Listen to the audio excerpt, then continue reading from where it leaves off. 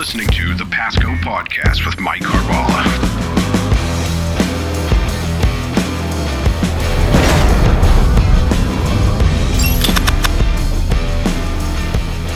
Welcome to Season 3 of Pasco Podcast, a series about leadership and public service.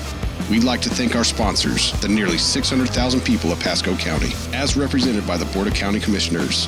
It's through their trust and empowerment of our workforce and leadership team that we're able to bring you this podcast. This podcast is designed to help public servants build leadership skills and leverage them for success by sharing the experiences of our peers. Hi, I'm Mike Carballa, and welcome to our 51st episode of Pasco Podcast. This month, we're celebrating National Correctional Officers Week, and it's another great opportunity to highlight the incredible men and women who keep our corrections facility running smoothly. Have you ever wondered what it takes to join the ranks of Pasco County Corrections? And how do you transition from a cadet at the academy to a full-fledged officer?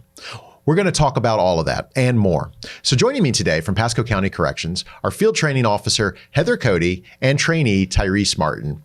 Guys, welcome to the program. How are you doing today? Very well. Thanks for having us. Doing great. Thank you for having me, sir. Doing great. So, Officer Cody, let's talk first about how you came to Pasco County Corrections. Mm-hmm. Yes, sir. I've been with the agency for about 5 years now. Okay. I started as a civilian in classification, housing inmates just based on current and past charges in the facility. Very shortly into that, I realized I wanted to give a little more, and I put in to become a trainee, went through the academy, and became a certified officer. No kidding. So Yeah. just like that. That's awesome. And now you, Tyrese, here you're a trainee right now. You're going through the motions. What inspired you to do that? Honestly, I never really thought about like doing law enforcement or any type of corrections before. I have a person inside the corrections facility who talked to me about it, and like I looked into it, looked into YouTube and all that, looked it up on Google and all that, looked at the Pasco website, and it just seemed intriguing to me. So I just kind of went for it and just started loving the process so far. Okay. Well, so how far along are you in the training right now? I'm almost done. So I started back in September, started the academy in September, finished in December, started new member orientation in the end of December, and now I'm field training I'm almost done. It's been about 10 weeks, and I got my last week. Well, this is the final test. They didn't tell you that part, I'm on right? the last phase. I'm almost done. Yeah. No, I meant this podcast. Don't mess it up. Yeah, I'll try not to. You'll be fine. This is great. Well, listen, National Corrections Officer Week is observed in May. What does that mean to you, and why? Yes, sir. Not only is National Corrections Officer Week, but it's Mother's Day as well. And I have 2 daughters at home that I'm raising to be competent, independent women. So it's very important to me to, be a role model for them.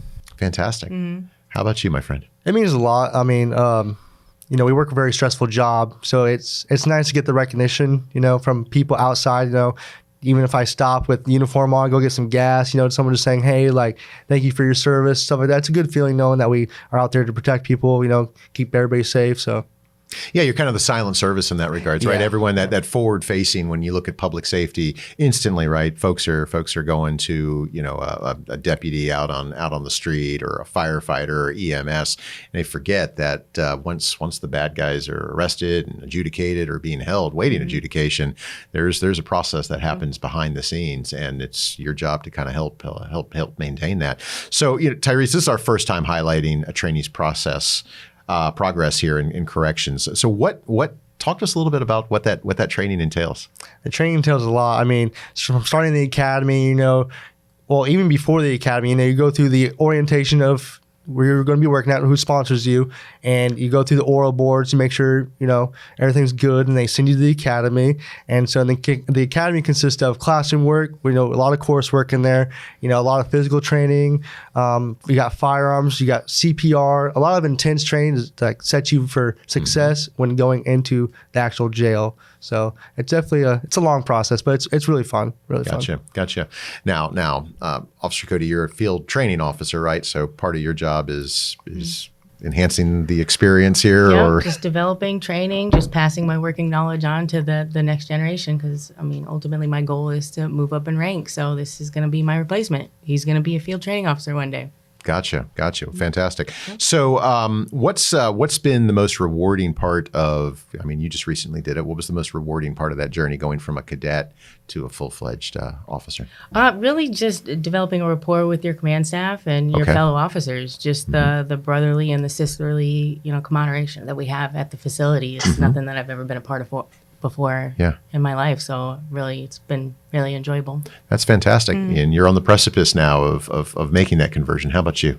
I would say definitely, getting through the academy and graduating the academy, getting certified from the state of Florida is definitely the biggest accomplishment, and just rolling over into the jail, bringing my knowledge and also learning from others, who have been there for a lot longer, like have that experience to give me just the accomplishment of getting through the academy and just continuing my process in the field training off. Like you guys both kind of talk about just the simple act of just getting through the academy in and of itself. So I mean that tells me that it's got to be a pretty challenging program. Care to elaborate on maybe some of the challenges you faced and maybe some of the stuff that you've faced too through your experience? Yeah, so a lot of like I said earlier, a lot of intense training. So they try to work you towards CPR, first aid. You got to be able to assist and all that. So they put you high level stress, working with others, just creating bonds with people. And it's challenging sometimes, just getting put through that intense training, Yeah. So. Okay. Heather, what about you? Yes, sir. As far as the physical aspect, I was never really concerned with that. I enjoy working out and physical fitness, but it was just the coursework for me. I'm 20 years out of high school, so I mean, it's been a little bit. So just studying, right? Just taking that time for myself, just getting that alone time. I need absolute silence, right? Repeat those questions in my head and articulate the answers, and just studying before a test every day, all day. Yeah. Well, I mean, it's like you guys point out, right? There's an academic portion, there's a physical portion, and then there's a mental and probably a mental toughness type portion that comes along with that. I just can't help but think the environment that you guys are in is very, very special.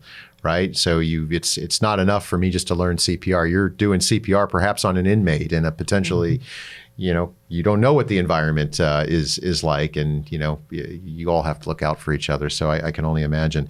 What advice would you give someone, Officer Cody, that might be I don't know, thinking about it, especially those who might be a little apprehensive considering some of the challenges associated with this career? Yes, sir. Right now is a great time to join. We're offering paid sponsorship to get you through the academy while you're going through training. Just to be fair, firm, consistent, you're encountering people that this might be the hardest time in their life. So just to be respectful and patient. Gotcha. So yeah, I mean, so by paid sponsorship, you mean that's kind of covering the cost of the training itself, and we're paying folks as they go through the training too, you're right? Getting paid through the whole process and to the moment you hit the floor. Gotcha. And you're probably waiting to hit the floor so that pay goes up a little bit, aren't you? Yeah. How about same? I mean, just being recently through, and it sounds like someone from the inside kind of helped recruit you. I mean, so we're potentially talking to an audience of people that may want to do it too. Any thoughts? Yeah, I mean, like I said, the process is it's long, it's hard. It's an emotional process, having a good support system around you and just having people by your side while going through the process. It helped me a lot. I know it helps a lot of other people out a lot, and just getting through it is probably the hardest part. So yeah. Okay. Yeah. And it's how long? 12 weeks you said? Or? So it's 3 months of the academy. And once you graduate the academy, you go through NMO, new member orientation, which is about a couple weeks long, about 2. And then you go through FTO, which is an intense on-the-job training, about 10 weeks. Gotcha. Okay. So there's a lot to it there. So you've mentioned support, right? Obviously, family support is one thing, but what about we'll start with you, Tyrese, here, just being a trainee. Talk about the support and mentorship that goes on, and maybe an example of something that's been helpful for you. So I have my FTO here, Cody. We've been together for a couple weeks now. She supports me. She teaches me every day how to be a better officer, mentally, physically. So it's a good bond between the FTO and a trainee. If you have a good bond, it helps a lot. And then, like I said, the support on the outside, you got family, friends who definitely are there on the outside, but the inside, in the facility, you have your brothers, your sisters all around you supporting each other. And it just makes me, feel a lot better, like safer. Sure. Yeah. Of course. Officer Cody, I guess flipping it a little bit, right? As a mentor in this case, talk to us a little bit about, what you're trying to do and to support, folks like Tyrese here. The mentorship starts immediately as soon as the application is submitted and accepted. Okay. We have a buddy program that will appoint a new member with any sworn officer. So this could be anywhere from an FTO to a regular officer to a sergeant that will assist you with any kind of comments, questions, concerns while you're going through that process. Did you get a buddy, Tyrese? It is lengthy. I don't think so. No, nobody yet. Nobody yet. Well, you will be getting a buddy soon, I'm sure. Here, probably. Don't yes, worry. sir. Yeah. Okay. Yes, yeah. sir. So after the academy, they go to NMO, and then they're assigned a field training officer. Okay. So they receive 2 officers for 3 phases. So one officer, phase 1, he'll go to a second officer, phase 2, and then back to the same officer that he had in phase 1 for phase 3. Gotcha. And they'll just supervise and assist and help develop him. Well, and it's good too, because then they can kind of monitor the progression and see if you got rid of the bad habits they asked you to, and worked on the good stuff. Can you, Officer Cody, I'll start with you on this. Can you share a success story or maybe highlight an achievement from your career that you're particularly proud of? I know it's only been 5 years, but there's got to be something in there. I mean, becoming an FTO was really something, just getting into the field I really wasn't quite certain about, but it was very early in my career. I started seeing a lot of the officers come to me for advice, questions, guidance. So I recognized my value immediately and knew I wanted to share that. Awesome. I understood the importance. So Awesome. I know it's been short, but it's been short. What do you got? Give us an achievement. Like I harped on, just getting through the academy is the biggest. Passing that state exam, studying those 10 long weeks of school, coursework, and just passing that final exam. Gotcha. Is probably that was the milestone there. Yes, sir. That's awesome. So you're both relative. I mean, I don't know how long were you a civilian for? 1 year. Okay, 1 year. So, Yes, so you guys are kind of like on the cutting edge of being the future of corrections. And so being kind of relatively newish into the field, where do you see it? I mean, where do you see this heading, just in terms of direction? So Officer Cody, we'll start with you first. So I feel like as mental health continues to arise in the area, like our positions are going to have to evolve, and just like we have done, we're going to have to adapt and overcome. And the jail is going to continue to expand and become safer, just with the added security. Yeah. So right now it's safer than ever. So you mentioned mental health, and I know we've stood up and we're trying to do more for mental health, because we do recognize that some of our inmates really have serious issues when it comes to mental health, and it's important that we understand that. Do you feel like you're getting adequate training and that we're moving in the right direction on that? Absolutely. We've even we've developed a pod specifically, for those inmates to help them with programs and to assist them when they do leave the facility. Yeah, I think that was a great use that the board kind of identified, with opioid use, funding, because it's you guys, and I mean that's a whole nother topic we can we can dig into when it comes to drugs and rehabilitation and all of that, and it actually represents a pretty serious danger that you guys have to face every day, especially fentanyl and these types of things. But mental health is clearly on the forefront, and we're I think finally as a society we're doing more about it, which is good. And why would our jails be any different? How about you, my friend? I mean, this is you're coming in, bright-eyed, bushy-tailed. Here we go. What's the future look like for corrections, do you think? It's looking good. I mean, like kind of piggybacking off of Officer Cody here with the programs in mental health. We're doing that a lot for the inmates, but we're also doing a lot for the officers. So with us evolving with the new building expansion, we need a lot more,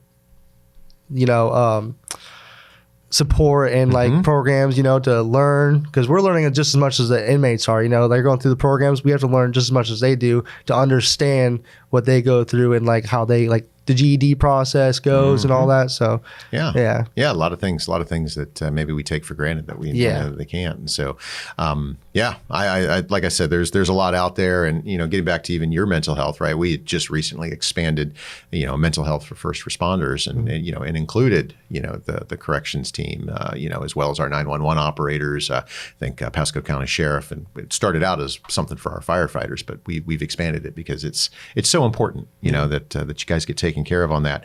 So for our listeners who maybe we've piqued their curiosity or their interest, what qualities do you think, or characteristics do you think would help make someone a great fit for corrections? Just somebody with a strong mindset. Okay. Somebody wanting to give back to the community. We put through 84 cadets last year, 74 the year before, so we're growing. We are, and with this expansion of the current facility, which is gonna need overdue, we're going to continue to need more, and the more we have, there's better coverage, and we're able to do even other good things that I think will help. What about you? Communication, talking to people, reaching out. If you're struggling with something, just reaching out, getting help that you need. Also being emotional resilience, because we work in a very high stress environment. You got to have those emotions kind of put back. You put on a fake face when you go in. Leave the outside stuff on the outside, just go in fresh, new. So sure, and that's important. I mean, it's important right for the moment. But I think too, you guys also we recognize, and again, this gets back to the mental health piece, that you've got to have a way to manage and deal with that. And that's one of the things that we've been trying to provide. Old school, right? Suck it up. That's really not the mantra anymore. There's a time and a place for things, of course, but we ask a lot of you guys to do that. So I hear communication. And actually, it's interesting because when I go and I visit the facility and I walk around, or if I'm walking with Chief or any of the other folks, what I notice is good communication, even not only amongst yourselves, but even with those that are incarcerated in the facility. And it's interesting. It's professional. Some days it's funny just to kind of watch those interactions. But I think that helps you guys, manage the inmate population a little bit, because you're kind of outnumbered a little bit there, right? But at the same time, you guys really develop a rapport that I think is unique. And I'm always inspired and in awe of how that job gets done, and it's done so well because you guys are there for the long term. So golly, I'm convinced, right? And I know maybe my second career here will go working corrections there. But how do folks go about getting more information? PascoCorrections.com is extremely user-friendly. I'm not as techy as some of the other, but I was able to navigate it through extremely well. I highly recommend it. As far as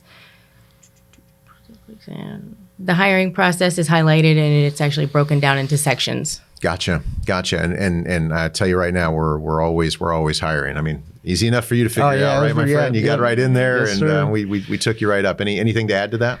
Just if you're interested in corrections, obviously look at YouTube. Go watch videos, go online, look up corrections, and then just go from there. If you're interested in doing it, just go to Pasco County Corrections and sign up. Yeah, well, that's awesome. Well, we're certainly looking. So before we move on a little bit here, I just got a couple of little rapid fire questions for you here. So I'd love to get your perspective here as corrections officers. So coffee or tea? Tea. Yeah. Tea. Yeah, I'm not a coffee drinker. I just like coffee. Yeah. How about you, Officer Cody? Coffee. 100%. I'm with you. First thing in the morning. Walked in with it, right? This is good. iPhone or Android? iPhone. All right. Yeah. All right. That's good. That was critical. We're amongst friends. Yeah, we're amongst friends. So how about sneakers or sandals? Sneakers.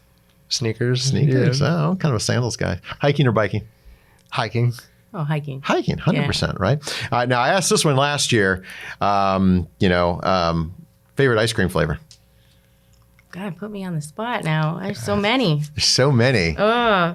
It can't be ooey gooey butter cake. That was taken already. No. But I think, what is it? The cookie two-step. Right, with the cookie dough chunks and then the cream of cookies, that's the way. Cookie two-step. I've never even see. I always get the interesting ice cream. Yeah, it's a brand. Look at that. That's fantastic. Yeah. How about you? I'm gonna go mint chocolate chip. It's classic, right? You can't beat it. You can't beat that. It's green and chunky, and it's perfect. What about early bird or night owl?